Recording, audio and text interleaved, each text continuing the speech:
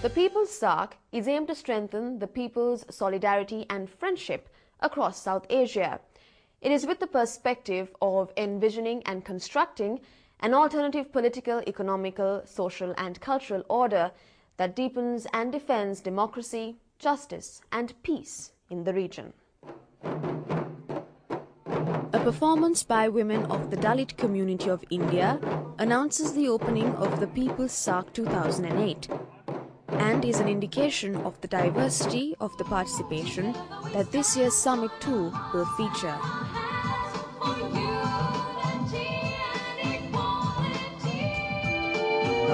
At this ceremony at the new town hall in Colombo, representatives of the various SAARC nations pledged their commitment towards the creation of a better future for the people of South Asia.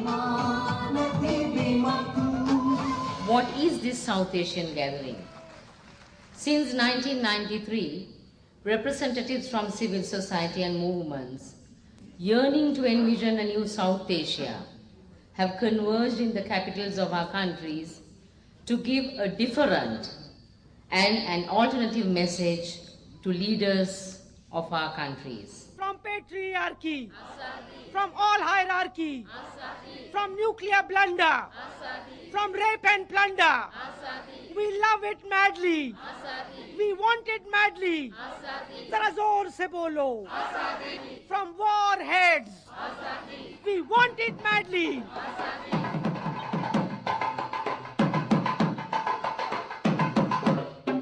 The opening ceremony of People's SAARC 2008 included a unique event featuring Sri Lankan drummer Jannath Varakakoda, who used a combination of local drumming styles to produce a fusion item that all South Asians could relate to.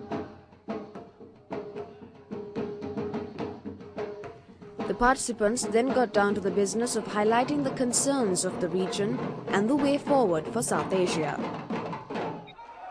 What is it that we as people of South Asia want? How shall we understand what people want? I think one simple way is to remember those who go to the temple, those who go to the vihara, those who go to the mosque, those who go to the synagogue, those who go to the church. What do they pray for? What do they ask God? They ask for peace. They ask for the education of their children. They say, let our daughter be in a position to study well.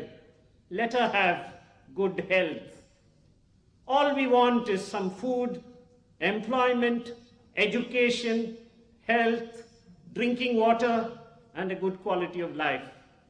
But even as we come out of this temple, you find at the door somebody holding an AK-47. He says, show me your identity, show me your passport. And that is what South Asia has become now. A vibrant debate among us on the possible shape and form of a future People's Union of South Asia would, we feel, open up another arena for struggle and negotiation. It would not certainly be the solution, but it would be a part of a solution to the many common injustices and acts of violence that we face as a region and that can strengthen the struggles of all of us in our own countries. We have called upon our leaders to stop conflicts and to stop the intensification of militarizing our region, as it has only created displacement, violence to thousands of people. We are here to strengthen the movement of the peoples for their social and economic empowerment. And the whole South Asia region is suffering from due to the militarization, due to the extremism and patriarchy here. That's why so many sections of the societies are being suffered by this different natures of exploitation. Other People's SAARC events took place at the Vihara Mahadevi Park, where 2 days of small group discussions and workshop meetings focused on key areas of concern for the South Asian region. At this workshop, participants explore solutions to the problems of refugees and IDP communities common to all the countries of South Asia.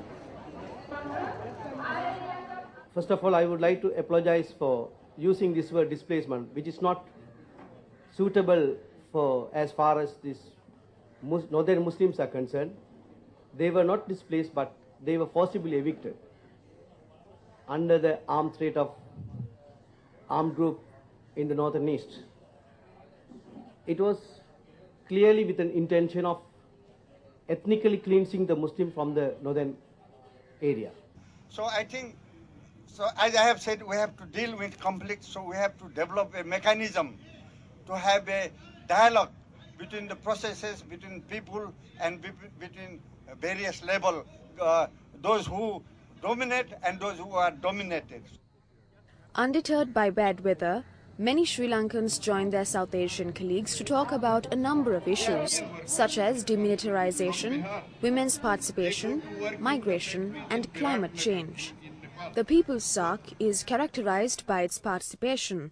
People representing the diversity of the region, including marginalized groups, as well as large numbers of women, came together to make it a success. Bringing together the people of South Asia in this way also helps forge bonds of solidarity and alliance in the region. This annual event may not have the prestige or high profile of the official SAARC summit, but it is more significant in that it seeks to remind our leaders that ours is a troubled region in need of democracy, justice and peace. The People's SAARC is the outcome of a process of collaboration and discussion for a new vision for South Asia. It challenges state-centered power structures and calls for an alternative approach for a new South Asia.